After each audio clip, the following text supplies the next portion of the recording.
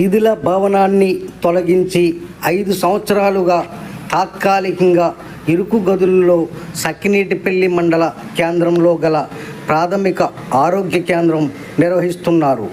ఓపీకి వచ్చిన రోగులకు కనీసం కుర్చీలు వేసే సౌకర్యాలు లేవని గర్భిణీలు, బాలింతలు, వివిధ రకాల రోగులు ఇబ్బందులు గురవుతున్నారని పలువురు ఆవేదన వ్యక్తం చెందుతున్నారు.